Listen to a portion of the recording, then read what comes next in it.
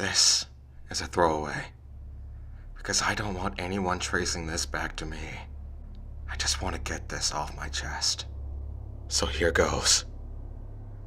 I was always the clean one. Not one of those obnoxious, holier-than-those teetotal types, but I tried to stay sober. I'd have a beer or two occasionally, but I steered clear of the illegal stuff. All through high school and well into college, I never so much as touched weed. If you asked me why, well, I wouldn't really have an answer. I was curious, sure, and I didn't really have any real moral objections, but I never felt curious enough to actually pick up a bong. Maybe I was just scared. The opposite. However, the opposite was true for my closest friend, who we'll call Bill. My first semester sucked. I wasn't prepared for the hustle and bustle of a big college. My grades were pretty lousy and I didn't really make any new friends. Over break though, I was feeling pretty down, so I decided to do something different. Bill and his girlfriend were living in an apartment a few blocks away, and I decided it was finally time to pop my weed cherry, as Bill would put it. By this time, Bill had become something of a drug dealer. It was just weed as far as I knew, and only to people he knew personally. But he did have a pretty wide consumer base. He was pretty shocked when I told him what I wanted, but he gave me a pretty huge discount on a little bag of the stuff, because we're friends. I was going to smoke it right then and there, but I got cold feet. So I stuck it in my pocket, then played video games for a while, then I left. I threw the weed under my front seat and completely forgot about it. Over winter break, I picked up a whole bunch of shifts at work and actually started making friends with my coworkers. After a couple of weeks, they invited me to join them after work at some little dive bar across the street. After they insisted, I decided to take them up on their invitation. We'd hang out, have a couple of beers or shots, bullshit about work, and then go home to pass out. This routine continued even as the next semester rolled in. Then I began to devote myself to my schoolwork completely. One Wednesday night in January, it happened. It was a slow night at the bar after work, and it was just me and a couple of girls from work fucking around on our phones and chatting about nothing.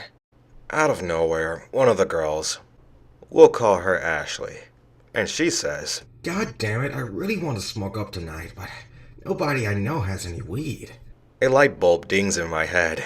"I have some." I pipe up. "You have weed?" she asks, looking at me incredulously. I give her the short version of the story, and she buys it off me. Between the discount Bill gave me and my inflated price, I make $10 off of the deal. That Friday, she pulls me aside at work. "Hey, that was some pretty great shit you sold me on Wednesday. Can you get me some more?"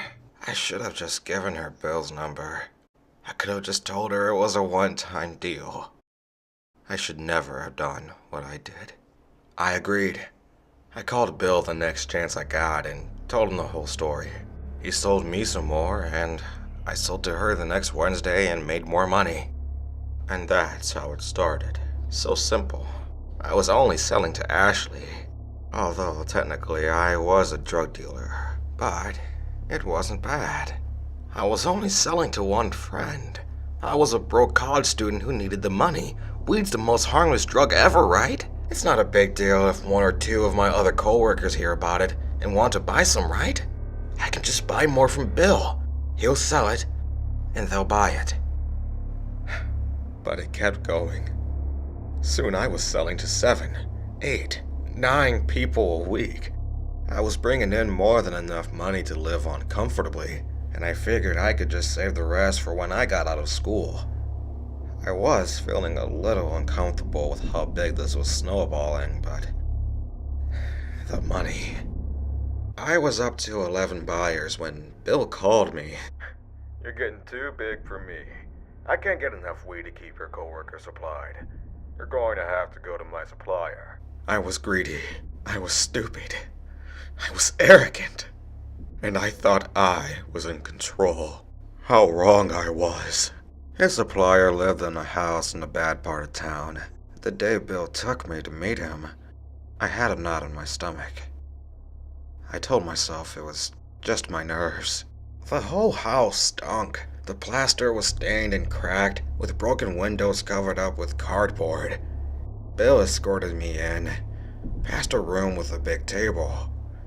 The table had a big pile of white powder on it. Alongside the powder were several oily black pistols. I feel my stomach squeeze even tighter. His supplier was some Latino thug and some big black guy, both wearing wife beaters with yellowish armpits. Bill had previously told me that they would be suspicious of me, so he would do most of the talking, and all I had to do was agree. Once I got on their good side, I wouldn't need an escort, he says. Bill and the Latino talk, throwing around numbers. And I look around the room. At the guns, at the drugs, at the big black guy who glares at me and makes me look away real quick. I just start feeling sicker and sicker. This isn't what I wanted. I clear my throat. Bill and the Latino are looking at me. You guys have a bathroom? Latino looks annoyed. Black guy looks angry. Bill points the way. I make my way to the bathroom. The door's closed. I knock. I'll be out in a second, says a female voice. The door opens, and I feel my stomach tighten even more. She looks haggard, with messy hair, blotchy skin, but she's young. Track marks on her arm. Oh, God. She's so young.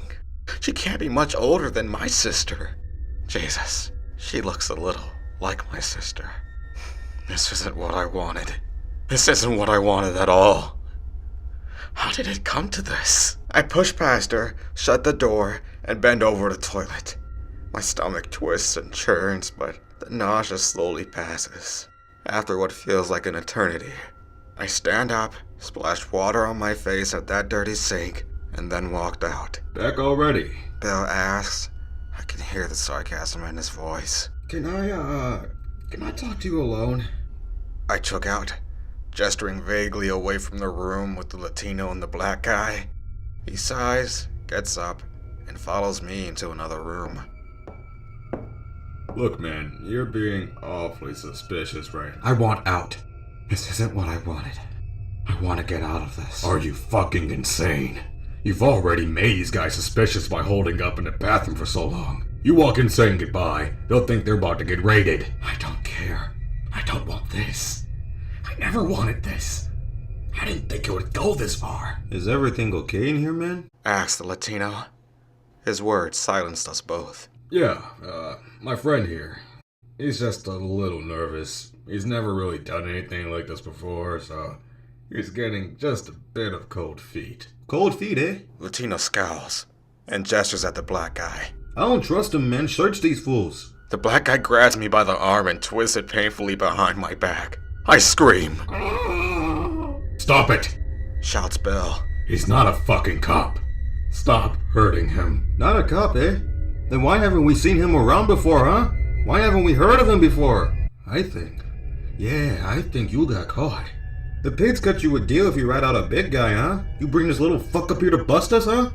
That sound right? The black guy finishes patting me down. Man, I don't feel no wise on this guy. He says. But I still don't prove he not a cop. I straighten up, rubbing my arm. And then I freeze. Latino has his gun pulled, and he's pointing it at Bill's chest. Latino turns to face me, and the gun points away from Bill.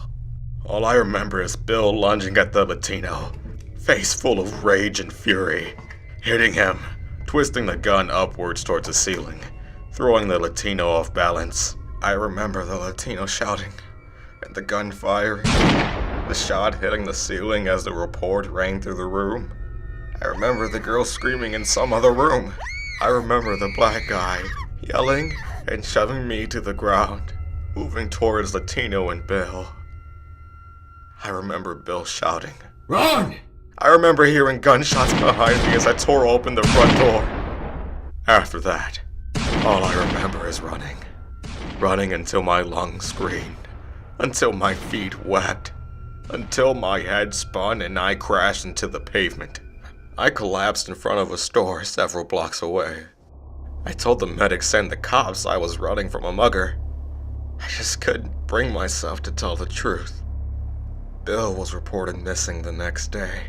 A week later, they found his bullet-riddled body in an abandoned building. Drug deal gone wrong, they said. I didn't say anything. I didn't attend the funeral. I transferred to a school out of state, finished my degree, and found a job somewhere else. They say you don't forget about something like that. And they're right. I killed my best friend. My greed and stupidity and ignorance killed him. I thought I could control it. I couldn't control it. I never could.